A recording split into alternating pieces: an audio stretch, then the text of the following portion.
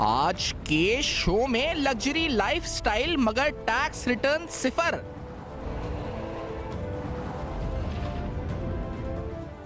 करोड़ रुपए के असासे कागजों में गरीब, एफबीआई लाइफस्टाइल मॉनिटरिंग सेल मुत्तहरिक। असासे लग्जरी गाड़ियां और गैर मुल्की दौरे, यूट्यूबर्स भी गिरफ्त में। वजीर आला खैबर पख्तूनख्वा शुरू से ही मुतनाज़े। बुलेट प्रूफ गाड़ियों का मामला दिलचस्प सूरत हाल।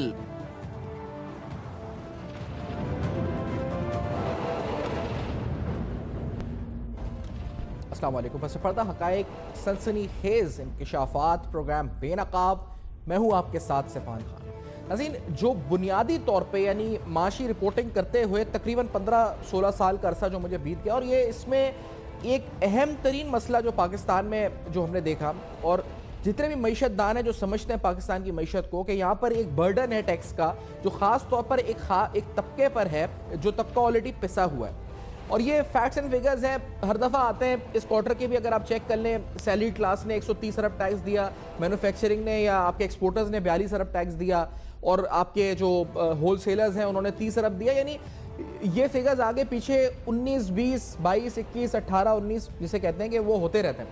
लेकिन मजमूई तौर पर इस मुल्क के इस निज़ाम का सबसे बड़ा मसला यही है कि एक ही तबका है जो पिसता चला जाता है, और एक ही तबका है जो कि बार बार एफबीआई के कहने पर, और एक नहीं कई बार ऐसी फहरिस्तें आई हैं कि आज हमने दुबई के असासों की फहरिस्त निकाल ली, आज हमने स्विट्ज़रलैंड के बैंक अकाउंट्स की फहरिस्त निकाल ली, आज पनामा लीक सामने आ गया, लेकिन इवेंचुअली उनका रिजल्ट भी कुछ खास नहीं आता, क्योंकि जो अशराफिया का तबका है वहाँ तक हमारी टैक्स अथॉरिटीज़ कोई कॉन्क्रीट मंतकी अंजाम तक एक्शन को नहीं पहुंचा पाती। और यही वजह है जिस वजह से पाकिस्तान में कभी भी जो टैक्स स्ट्रक्चर है वो उस पर लोगों का कॉन्फिडेंस नहीं आता। वो कहते हैं जी कि हम क्यों टैक्स दें, जब जिसने इतना कमाया या इतना उसने छुपाया या टैक्स डॉज किया तो हम क्यों टैक्स दें। पाकिस्तान में हालिया दिनों सोशल मीडिया के इस्तेमाल के बाद इसमें मजीद इजाफा आया, यानी इस गैप में मजीद इजाफा आया। आप अगर देखें तो सोशल मीडिया में एक खास उम्र 5 साल से 15 साल के बच्चे वो सब यूट्यूबर्स को फॉलो करते हैं। वो यूट्यूबर्स को अगर आप उनके लाइफस्टाइल देखें तो अपनी लाइफ को वो ऐसा जाहिर करते हैं कि जैसे उनकी ज़िंदगी में कोई परेशानी, कोई मसला नहीं है। उसे सुबह उठ के एक मोबाइल उठाते हैं, मोबाइल उठा के अपनी वीडियो बनाना शुरू करते हैं, और फिर उसमें वो दिखाते हैं कि किस तरह उन्होंने अपनी जो अम्मा है उनको एक गाड़ी गिफ्ट दे दी, कभी अब्बा को कुछ दे दिया, कभी दोस्तों को घुमाने फॉरेन टूर पे ले गए, कभी अहलिया को कोई गिफ्ट दे दिया, कभी कुछ दे दिया। तो वो एक ऐसा लाइफस्टाइल पोर्ट्रे किया जा रहा है हमारे सोशल मीडिया के जरिए कि एक बच्चा जो कि 5 साल से लेके 15 साल या के टीनेज में आया है, उसके जहन में भी ये तासुर आ रहा है कि it is very easy money, यानी अगर आप बड़े आराम से पाकिस्तान में पैसा जमा कर सकते हैं, आप सोशल मीडिया पर आएँ, अपनी दौलत की नुमाइश करें। यानी इसमें हो ये रहा है कि जब आप दिखाते हैं कि आपके पास इतनी दौलत है तो उस वीडियो पर जो व्यूज़ आते हैं उसके ज़रिए आप और ज़्यादा डॉलर्स कमाते हैं। अगर आप ये दिखाते हैं कि आपने किसी शादी की तकरीब में या किसी अकीक़े की तकरीब में इतने हज़ार या इतने लाख रुपए लुटा दिए, तो उस वीडियो पर अगर आपने मिसाल के तौर पर 20 लाख किसी फंक्शन में उड़ाए तो आपने तकरीबन 50 लाख रुपए व्यूज़ के जरिए कमा लिए, जो डॉलर इनकम आपके पास आई थ्रू यूट्यूब या जैसे भी आपने कमाए। तो ये एक बड़ा इजी वे ऑफ जो इसे कहा जाए कि अपनी लाइफ को पोर्ट्रे करके, अपने लाइफस्टाइल को पोर्ट्रे करके, गाड़ियाँ दिखा के। और जहनों में सवाल था, यानी मुझ जैसे जहनों में और बहुत से जहनों में, कि आखिरकार जो शख्स अपनी दौलत की नमूदो नुमाइश बाकायदा सोशल मीडिया पर कर रहा है, फिर भी हमारे जो टैक्स अथॉरिटीज़, हमारे इदारे, वो फिर भी खामोश हैं, फिर भी कोई सवाल नहीं उठाते, फिर भी कोई इस वक्त उनके ऊपर गिरफ्त नहीं हो रही। तो अब इस सिलसिले में जो है, ये तो ये उसकी बस मंजर था, इस सिलसिले में कुछ कार्रवाइयाँ शुरू हुई हैं। मैं कहूँगा कार्रवाई तो नहीं, बल्कि एटलीस्ट इंटेलिजेंस रिपोर्ट्स आना शुरू हुई हैं कि जी कोई ये तकरीबन 10, 15, 20 लोग हैं जिनकी फहरिस्त अभी तक बनी है। 20 के करीब लोग हैं जिनके बारे में कहा गया कि ये वो लोग हैं जिनके टैक्स रिटर्न अगर आप उठा के देखें तो वो सिफर है, सिफर नहीं तो आप उसको समझे ऑलमोस्ट सिफर है, लेकिन उनका लाइफस्टाइल जो सोशल मीडिया पे नजर आता है। अच्छा, ये सिर्फ यूट्यूबर्स नहीं है, इसमें साउदर्न पंजाब की कुछ पॉलिटिकल शख्सियात भी हैं, फैमिलीज की, कुछ और इलाकों के, कुछ और सूबों के लोग भी शामिल हैं। तो it is not only YouTubers, इसमें बहुत से जो टिकटॉक पे अपनी दौलत की नुमाइश करते हैं, और बहुत से लोग जो कि सोशल मीडिया पे प्लेटफॉर्म पे यानी डिजिटल क्रिएटर्स नहीं हैं बल्कि अपनी दौलत की नुमाइश सोशल मीडिया पे करते हैं, वो भी शामिल हैं। अब बड़ी इंटरेस्टिंग फहरिस्त है ये मेरे साथ, क्योंकि इसको आप समझेंगे, इसमें 3 एग्जाम्पल्स हैं मेहताब हैदर साहब की रिसेंट स्टोरी में जो सामने आए थे, और ये बड़े इंटरेस्टिंग एग्जाम्पल्स हैं, दिलचस्प एग्जाम्पल्स हैं। यानी एक शख्स है जिसका ताल्लुक साउदर्न पंजाब से है। अच्छा, ये इंटेलिजेंस रिपोर्ट्स हैं और टैक्स लॉस के मुताबिक इनके नाम नहीं रिवील हो सकते, तो लिहाजा ये सिर्फ इन्वेस्टिगेशन रिपोर्ट का जो मवाद है वो आपके सामने मैं रख रहा हूं। 19 तकरीबन लेटेस्ट गाड़ियां इसके पास मौजूद। अच्छा, तकरीबन जो इन गाड़ियों की मालियत बताई जाए वो तकरीबन एफबीआर के रिकॉर्ड के मुताबिक 624 मिलियन 62 करोड़ रुपए मालियत बनती है। 62 करोड़ रुपए मालियत की गाड़ियां। लेकिन अपने वेल्थ स्टेटमेंट में 2020 में उसने एक गाड़ी दिखाई है जिसकी मालियत 10 लाख रुपए है। 10 लाख रुपए गाड़ी की मालियत है। 2021, 22 और 23 में इसी शख्स ने सिर्फ एक गाड़ी दिखाई है जो कि तकरीबन 30,70,000 रुपए की है। और 2024 में उसने कहा जी कि मेरे पास कोई गाड़ी है ही नहीं सिरे से। और ये तकरीबन 19 जो है लेटेस्ट गाड़ियां इसके पास साउदर्न पंजाब में, जो अपने सोशल मीडिया टिकटॉक अकाउंट के ऊपर दिखाता है। 19 लेटेस्ट गाड़ियां जो मालियत जिनकी तकरीबन 624 मिलियन रुपीस बनती है। आप अंदाजा लगाएं, जिसके पास 62 करोड़ रुपए की गाड़ी है उसने सिर्फ 30 लाख रुपए की गाड़ी डिक्लेयर की हुई है और 2024 के रिटर्न में से, स्टेटमेंट में से वो भी हटा दिया कि मैं वो ओन नहीं करता। ये एक मिसाल है। आपको और इंटरेस्टिंग मिसाल बताता हूं। एक ट्रैवल व्लॉगर, एक यूट्यूबर जो कि पूरे मुल्क में दुनिया में घूमते फिरते रहते हैं, उनके रिटर्न यानी इनकम कितनी है और उनके ट्रैवल कितने रहे इंटरनेशनल, बड़ा खूबसूरत मवाज़न है। ये आप अंदाजा होगा कि आपको पाकिस्तान के टैक्स सिस्टम में आखिर मसला है क्या। 2022 में ये जनाब यूएई गए, फिलीपींस गए, स्पेन गए, नीदरलैंड्स गए, यानी 2022 में जो इनके फॉरेन टूर्स थे। 2023 में ये टर्की गए, यूके गए, मालदीव्स गए, जॉर्जिया गए 2023 में। अच्छा, 2024 में ये सऊदी अरब गए उम्रे की अदायगी या गालिबन हज की अदायगी के लिए। उसके अलावा यूरोप गए, यूरोप के अंदर Croatia, Italy, Portugal, Hungary, France, Belgium music festival में गए, स्विट्जरलैंड गए। 2025 में Sweden, Denmark, Greece, France, Austria और चेक रिपब्लिक गए।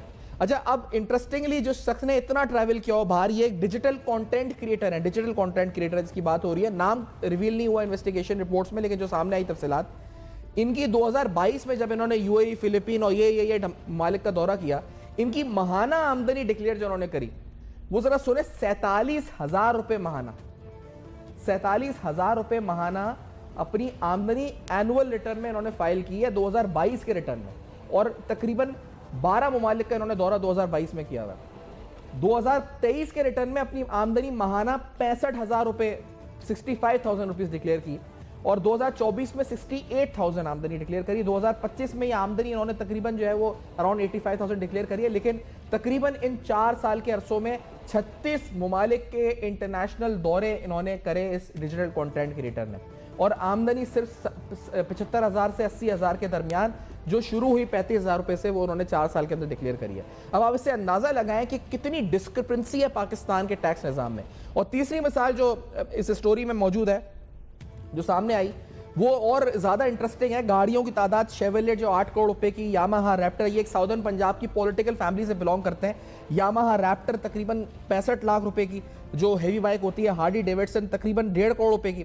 फिर उसके अलावा शेवरलेट एक और 4 करोड़ रुपए की। उसके अलावा 2 जो डाले होते हैं वो इनके पास। मर्सिडीज तकरीबन 90 लाख की, जो एफबीआर ने असेस की है गाड़ियों की कीमत वो। उसके अलावा लैंड क्रूजर 100 सीरीज, उसके अलावा लैंड क्रूजर 200 सीरीज जो कि 40 मिलियन यानी 4 करोड़ रुपए की। फिर टुंड्रा तकरीबन 25 मिलियन की, लैंड क्रूजर 300 सीरीज 90 मिलियन की। इसी तरह लैंड क्रूजर 400 सीरीज तकरीबन 700 मिलियन, जिसकी 70 मिलियन जिसकी इस वक्त वैल्यू एफबीआर ने डिक्लेयर। मजमूई तौर पर तकरीबन 180 मिलियन की गाड़ियां इनकी जो इन्होंने कंसील की एफबीआर से। सिर्फ 2 मोटरसाइकिलें जो हेवी बाइक्स हैं वो अपने रिटर्न में इन्होंने डिक्लेयर, वेल्थ स्टेटमेंट में डिक्लेयर की हुई हैं। ये एक और पॉलिटिकल फैमिली से साउदर्न पंजाब बिलोंग करते हैं। नाम रिवील नहीं हुआ इन्वेस्टिगेशन में, लेकिन ये कि तफसीलात आपको सिर्फ ये बताने के लिए कि पाकिस्तान के टैक्स निज़ाम में बुनियादी तौर पर क्या नकाइस हैं, क्या नुक्स हैं, क्या गलतियां हैं, क्या मामलात हैं कि एक शख्स जो कि तकरीबन 18 करोड़ रुपए की गाड़ियां उसने कंसील की हुई हैं। एक शख्स जिसने तकरीबन 65,000 इनकम दिखा के, 60,000 इनकम दिखा के पूरी दुनिया के दौरे किए हुए हैं और इंटरनेशनल टूर्स किए हुए हैं। एक शख्स जिसने 47,000 रुपए तनख्वाह के अंदर यूएई, स्विट्जरलैंड, चेक रिपब्लिक का दौरा किया हुआ है। कैसे कर सकता है 47,000 रुपए महीना के अंदर आप 2 वक्त की रोटी, अपने घर, और अगर आपके 2 बच्चे हैं आप गुजारा कर लें, तो उसी पर आपको सलाम है इस मुल्क के अंदर, उसी पर सलाम है। लेकिन अगर उसके अंदर आप यूएई, टर्की, लंदन और सब घूम के भी आ गए तो फिर तो आपको सलाम है कि आप कैसे अपनी फाइनेंशियल मैनेजमेंट करते हैं, और हमें भी वो तरीका सिखाएं। इसी तरह जो तीसरा एग्जांपल आपको दिया जो तकरीबन 19 लेटेस्ट गाड़ियां 624 मिलियन की, तो this is only the tip of the iceberg, क्योंकि ये 3 केसेस हैं, ऐसे 20 केसेस सामने आए हैं। और जिस तरह मैंने कहा कि ये एक बड़ी थ्रिलिंग इन्वेस्टिगेशन है, और ये एफबीआर का जो लाइफस्टाइल विंग है, it works under the INI, यानी जो इंटेलिजेंस विंग है उनका। और फिर इसकी रिपोर्ट कहा गया कि जो आरटीओ है, जो रीजनल टैक्स ऑफिस है, उसको आगे अरसाल कर दी गई है। तो ये बड़ा अहम मामला है। मैं प्रोग्राम में एक ब्रेक की तरफ बढ़ता हूँ, ब्रेक के बाद वापस आते हैं, हमारे साथ पैनलिस्ट होंगे। फिर उसके बाद आगे चल के खैबर पख्तूनख्वा गाड़ियों का मामला, सीएम बलोचिस्तान ने गाड़ी मांग ली है, इंटीरियर मिनिस्टर ने कोई स्टेटमेंट दिया उसके ऊपर, वो बड़ा दिलचस्प मराइल में दाखिल हो रहा है। उस पर बात होगी ब्रेक के बाद हमारे साथ।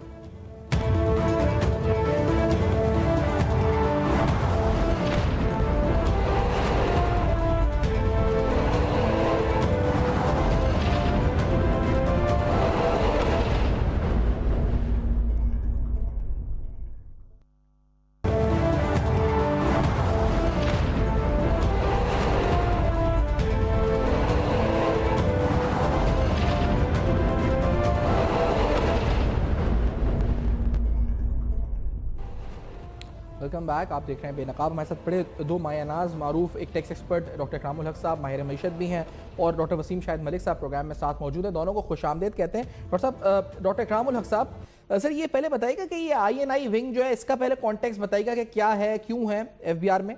फिर ये जो इसके अंडर इन्होंने लाइफस्टाइल मॉनिटरिंग सेल बनाया है, ये क्या है, ये क्यों बनाया गया है, क्या मकसद है इसका?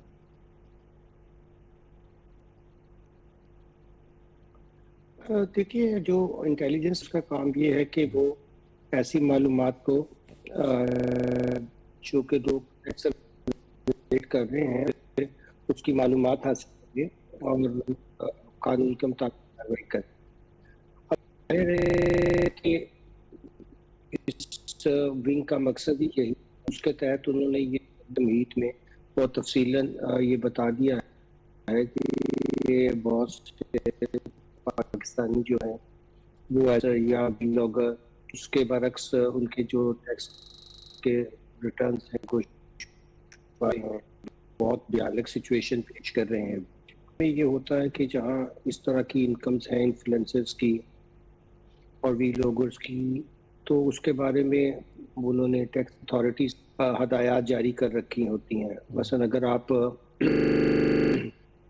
यूके की सेक्टर जाएं, इसमें तो आपको एक ब्रोशर मिलेगा जिसमें के बाज़ इन्फ्लुएंसर जो किसी के स्पॉन्सरशिप में ये काम कर रहे होते हैं और कोई प्रोडक्ट्स या किसी के नाम को लोगों को जाहिर है कि उनका असल मकसद तो तशहीर किसी और चीज़ की करना होता है, जैसे गाड़ी हो सकती है, कोई और प्रोडक्ट हो सकती है।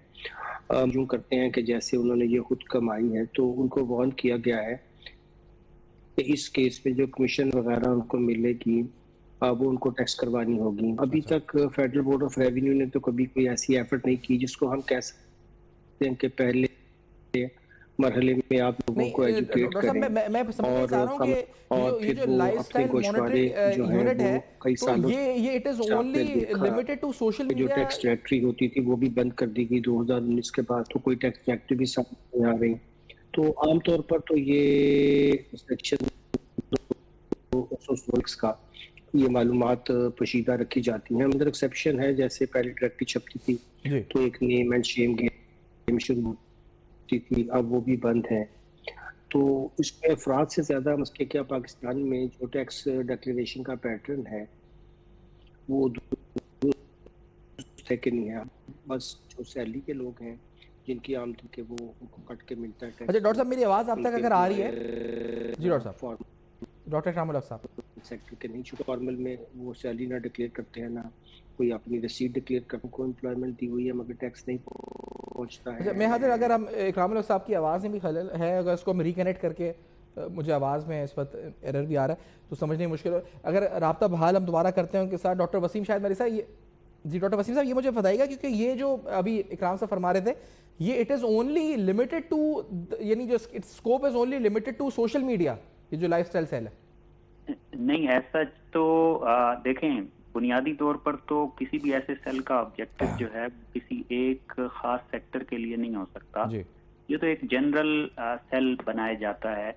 हाँ, ये जरूर हो सकता है कि आप कहीं से आगाज करना है या किसी एक साल में आपका किसी एक एक सेक्टर के ऊपर फोकस हो सकता है।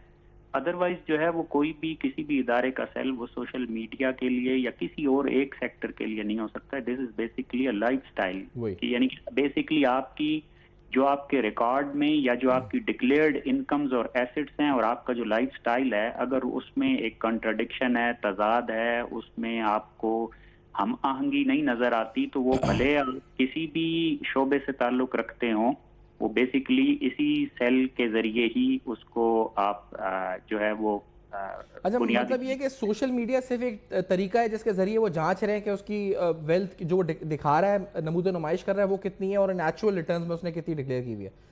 देखें, it is a tool only.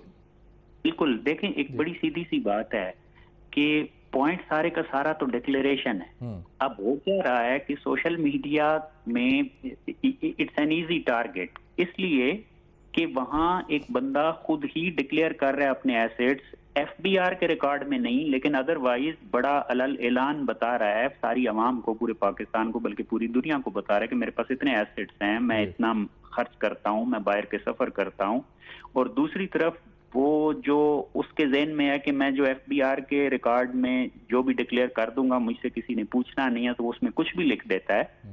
तो ये कॉन्ट्राडिक्शंस आइडेंटिफाई करना जरा इजी है। देखें, आप किसी और बंदे को जिसने कभी ये स्टेटमेंट दी ही नहीं कि मेरे पास इतने एसेट्स हैं, उससे तो पहले तो आपको ये ढूंढना पड़ेगा ना उसके पास एसेट्स हैं कि नहीं। अब एक बंदा बड़ा क्लियरली खुद कह रहा है कि मेरे पास एसेट्स हैं, तो इसलिए मेरे ख्याल में इसमें कोई हर्ज नहीं है कि आपने एक सेल को एक्टिव करना है और उन लोगों का जो खुद कह रहे हैं ऑनलाइन आके, मीडिया पे आके कि हम ये हमारे पास ये एसेट्स हैं या हमारी इतनी इनकम्स हैं या हमारी इतनी स्पेंडिंग है, तो मेरे ख्याल में वहां से स्टार्ट करने में तो हर्ज नहीं है। हाँ, अगर इसका अल्टीमेटली दायरा कार सिर्फ सोशल मीडिया तक रहता है तो फिर ये मीनिंगलेस है, क्योंकि सोशल मीडिया के आप कितने ऐसे लोग होंगे जिनके पास इतनी ज्यादा इनकम हो। नहीं, तो मैं इसलिए सवाल पूछ रहा हूँ कि इन्होंने जो रिपोर्ट आई है उसके मुताबिक 20 लोग ऐसे टैक्स डॉजर्स को आइडेंटिफाई किया है, और जो मुझे लगता है और आपका अपना अंदाजा भी होगा, ये बहुत ज्यादा होगा। ये यानी 20 तो बहुत कुछ भी नहीं है मेरे ख्याल है। अगर एक इलाके में देखेंगे तो 20 निकल जाएंगे, अगर बहुत लिमिटेड सैंपल साइज है सर ये तो। अगर पॉपुलेशन का देखा जाए टैक्स डॉजर्स की, एक गली में 20 मिल जाएंगे मेरे ख्याल से। तो जी ऐसा ही है। 20 तो पाकिस्तान की पॉपुलेशन में, और पाकिस्तान में जिन लोगों के पास जितने एसेट्स हैं और उससे कम उन्होंने डिक्लेयर किए हुए हैं, उसमें तो 20 तो कुछ भी नहीं है ना। आप, लेकिन वही मैंने कहा पहले भी कि अगर तो आप इसको एज एग्जाम्पल सेट करना चाहते हैं और यहां से स्टार्ट ले रहे हैं, देन इट्स ओके। लेकिन अगर आप कहें कि जी हम 20 केसेस आइडेंटिफाई करके और आप अपनी परफॉर्मेंस कहें कि जी हमने उन 20 लोगों को ये कर लिया, और उनमें से भी देखें, ये तो अभी आप आइडेंटिफाई कर रहे हैं ना। असल तो इशू ये आएगा कि जब ये मामलात कोर्ट में जाते हैं, वहां पे सेटल डाउन क्या होता है, अल्टीमेटली एफबीआर को रिकवरी क्या होती है, वो जब तक हमारे पास कोई रिजल्ट नहीं आएगा तो कुछ भी कहना कबल मतलब ये जो पैसा अगर इन्होंने डॉज किया है, अथॉरिटीज को कैसे कमाया, we don't have any proof, उसका पता भी नहीं कैसा, तो हम रिकवरी की तो कोई उम्मीद रखे ही ना कि कुछ ऐसा होगा। जी बिल्कुल, देखें ये तो जो हमारा पास्ट एक्सपीरियंस है वो तो यही बताता है। हमेशा हम तो जो प्रिडिक्शन कर सकते हैं वो तो पास्ट एक्सपीरियंस की बेस पे कर सकते हैं।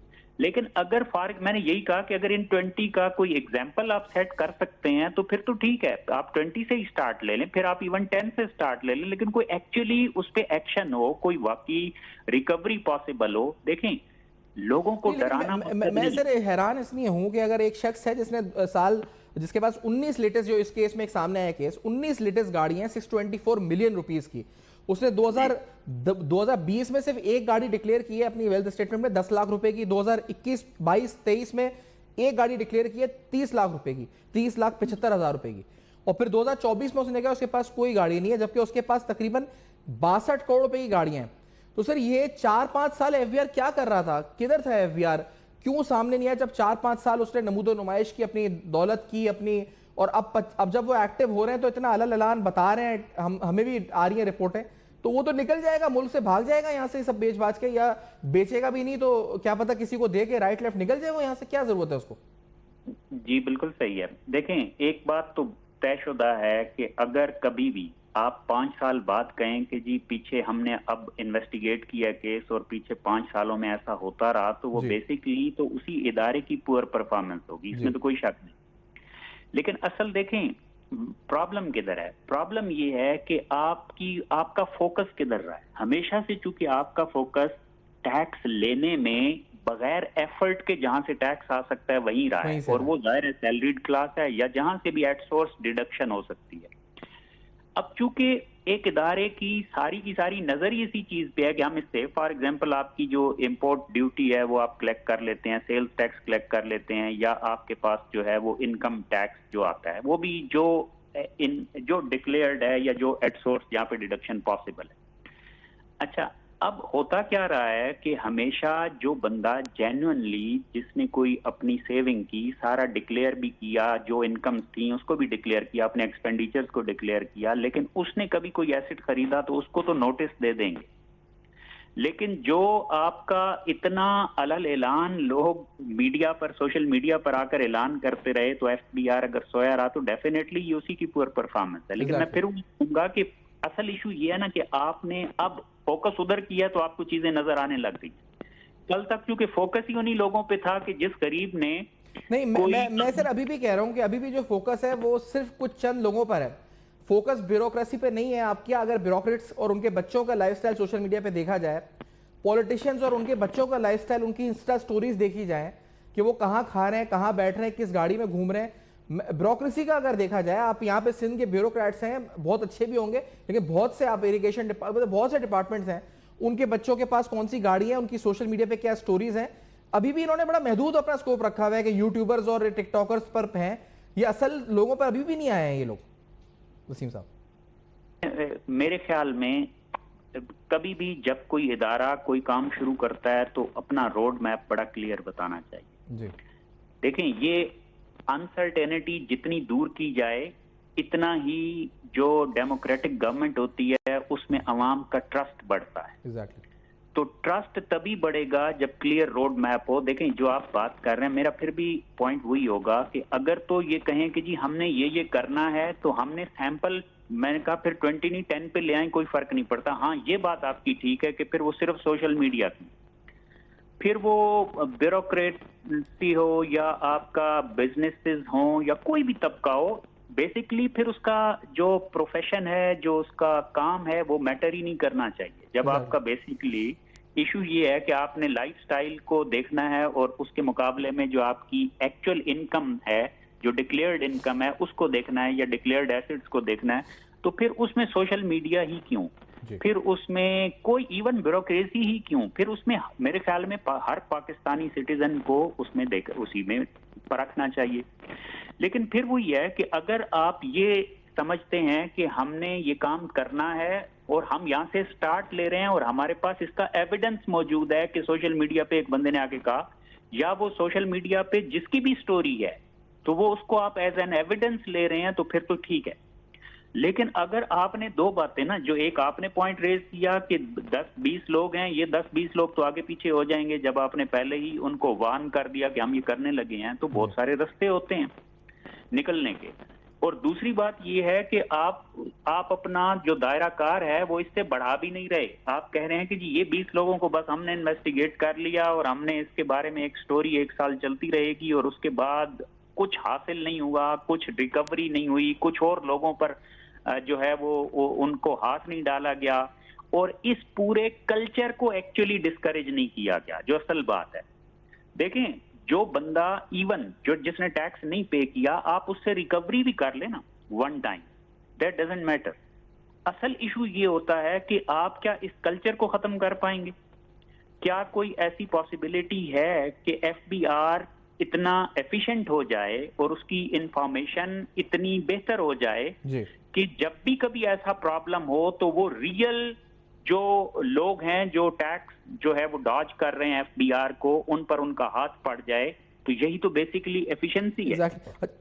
अच्छा, इकराम उल हक साहब भी साथ है हमारे। डॉक्टर इकराम उल हक साहब, खुशामदीद दोबारा। ये आप बताइएगा सर, क्योंकि ये पहले तो बताइएगा कि ये बड़ा, ये स्टोरी जिस तरह मेहताब साहब की भी आई, 20 लोग आइडेंटिफाई हुए INI विंग में, तो सर ये तो बहुत छोटा नंबर है। इसे तो मेरे ख्याल से टिप ऑफ द आइसबर्ग भी नहीं कहना चाहिए।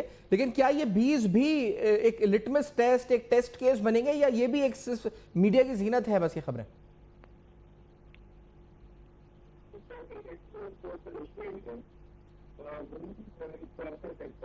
जी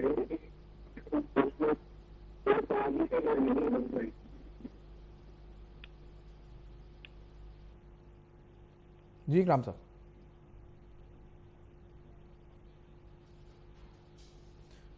अच्छा, इकराम उल हक साहब से अभी भी राब्ता बहाल नहीं हुआ। एक ब्रेक लेते हैं, इस ब्रेक के बाद वापस आते हैं, हमारे साथ रहिए।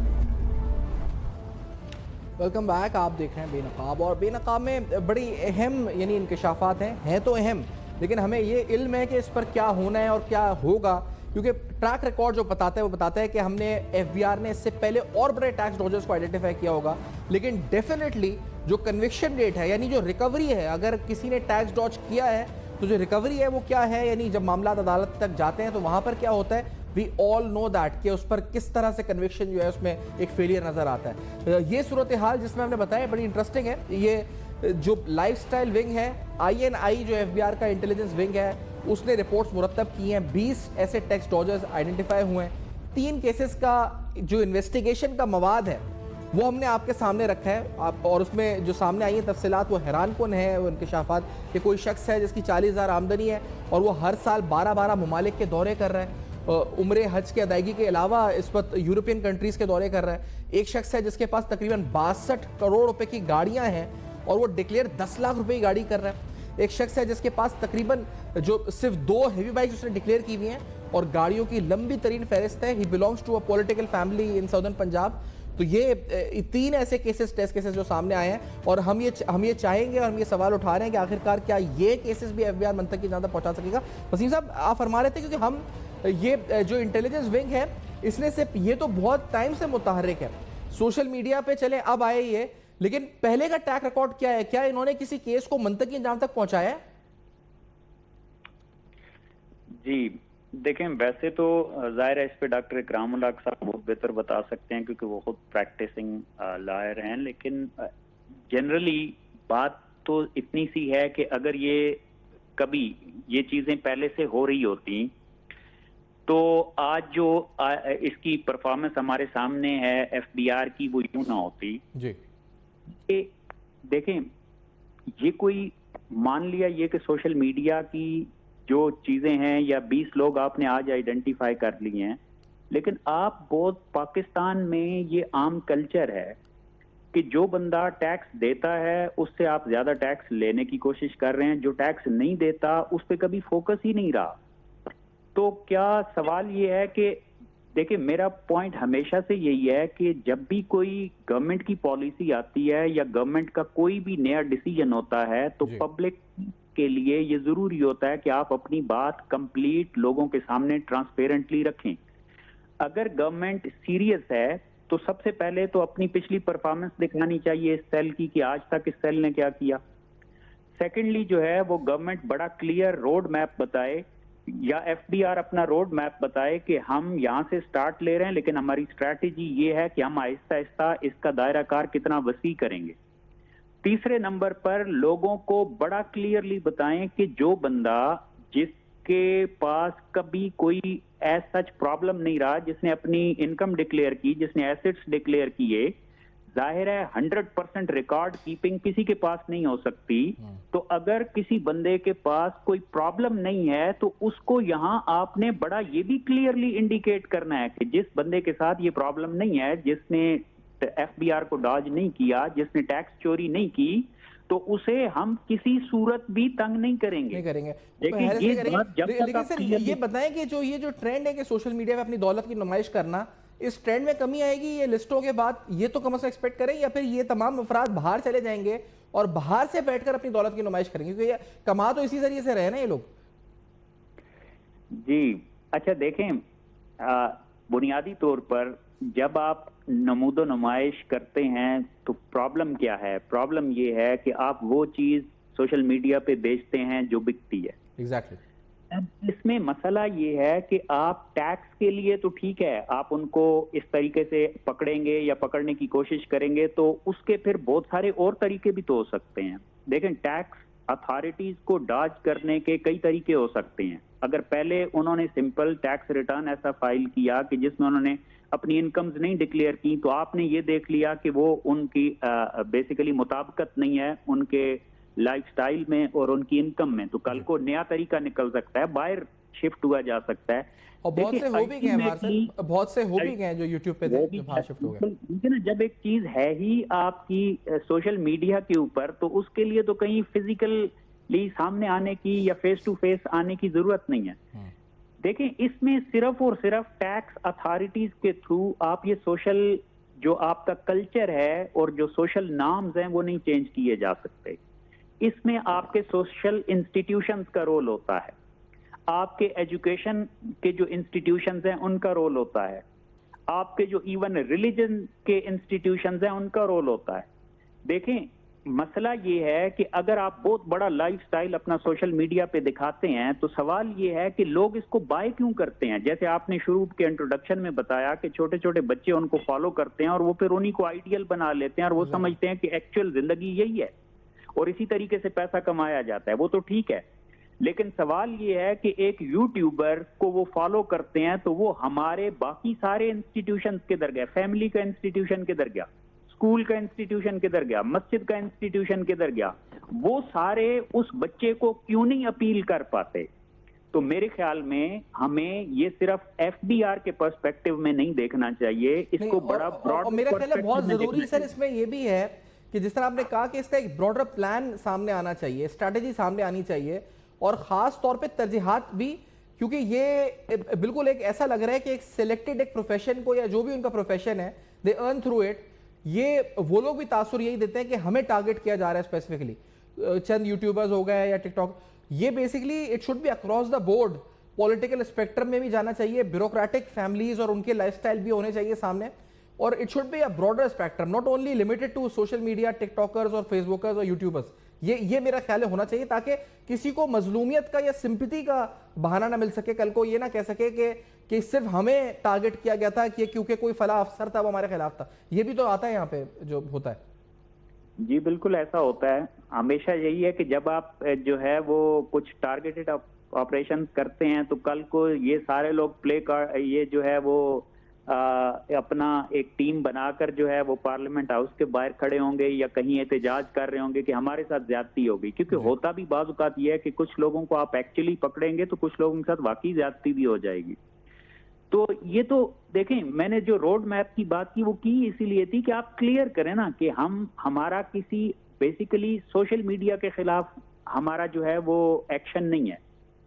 एफबीआर ने जो है वो टैक्स चोरी के खिलाफ एक्शन करना है। जब टैक्स चोरी की बात है तो फिर पाकिस्तान का कोई भी शहरी हो, जब वो टैक्स चोर है या टैक्स चोरी वाकई करता है तो आपने उसको पकड़ना है, बस दैट्स इट। बात इतनी से उसमें सोशल मीडिया क्या, उसमें या कोई और सेक्टर क्या, बिजनेसेस क्या, ब्यूरोक्रेसी क्या, पॉलिटिशियन क्या, इससे तो फर्क ही नहीं पड़ना चाहिए।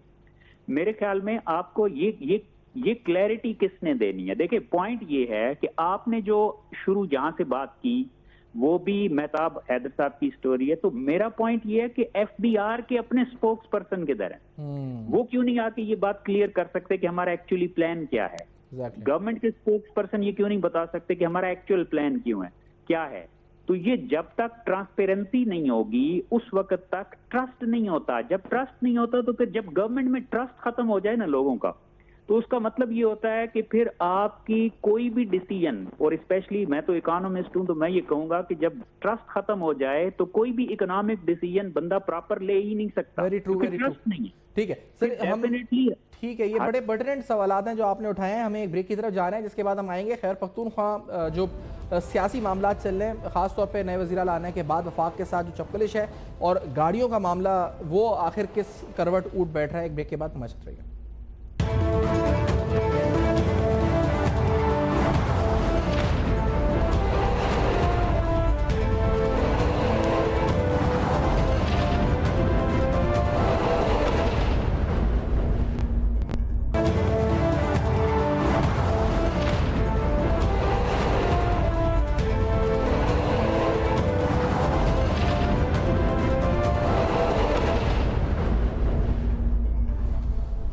Welcome back. आप देख रहे हैं बेनकाब, और बेनकाब में अहम तरीन हकाइक बेनकाब कर रहे हैं। हमने जिक्र किया था बुलेट प्रूफ गाड़ियों का, कल भी प्रोग्राम में पॉलिटिकली उससे बात हुई थी। इस पर आज जो डेवलपमेंट है पहले आपके सामने रख दें। सरफराज भुट्टी साहब जो सीएम बलूचिस्तान है, उन्होंने ट्वीट किया जी कि खैबर पख्तूनख्वा की तरफ बलूचिस्तान मोहसिन नकवी साहब को टैग करके किया कि अगर दहशतगर्दी से मुतासर है, वज़ीर दाखिला से दरख्वास्त है कि अगर खैबर पख्तूनख्वा की हुकूमत ये गाड़ियाँ नहीं लेना चाहती, इनकार कर रही है, तो ये हुकूमत बलूचिस्तान को मुंतकिल कर दें। इस पर फौरी तौर पर मोहसिन नकवी साहब ने जवाब दिया कि डन सीएम साहब, this bulletproof vehicles will be sent to Balochistan immediately to enhance counter terrorism efforts. Thank you for raising this. तो ये एक मामला तो ये हुआ कि गाड़ियाँ खैबर पख्तूनख्वा नहीं बल्कि बलूचिस्तान की तरफ जा रही हैं। एक तो ये हुआ, क्या सामने बात आई। उसके अलावा हमने देखा कि वहाँ पर पीपल्स लॉयर फोरम कोर्ट जाने का उसने ऐलान किया है। ये जो उनके खटक साहब हैं, रहमान खटक साहब जो उनके सदर हैं, उनका शॉर्ट ज़रा सुना देते हैं। लेट्स हियर दिस के पीपल्स लॉयर फोरम के जो सरबराह हैं उन्होंने क्या स्टेटमेंट दिया है रिगार्डिंग काबीना की तश्कील के हवाले से, जो उन्होंने कहा है कि अदालत में जाएंगे पीपल्स लॉयर फोरम के। Let's hear this. ये तारीख में पहली बार मैं देख रहा हूँ कि हमारा पूरा सूबा बगैर हुकूमत के चल रही है, क्योंकि हुकूमत का मतलब होता है सीएम एंड कैबिनेट। कैबिनेट नहीं है, और कैबिनेट क्यों नहीं है, ये उससे ज्यादा बुरी बात है कि हम इमरान खान से पूछेंगे, वो हमें नाम देंगे तो हम काबीना बनाएंगे। शर्म की बात है।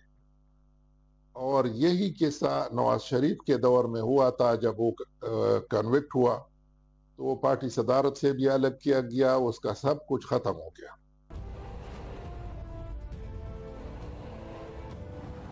आरिफ यूसुफज़ई साहब प्रोग्राम में साथ मौजूद हैं, हमारे ब्यूरो चीफ है पेशावर के सीनियर सहाफ़ी हैं। आरिफ साहब खुशामदीद। कोई डेवलपमेंट सर इस सिलसिले में, कोई ताज़ा अपडेट, और क्यों मामला रुका हुआ है, यही है या पसे पर्दा कुछ और है मामला?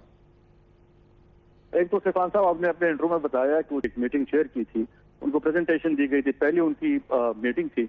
तो बहरहाल सूबा इस वक्त बिल्कुल एक जामिद हालत में है, और कोई जो रूटीन के काम होते हैं वो तो होते हैं, लेकिन जो हुकूमत काम करती नजर आती है ऐसी कोई चीज नहीं है।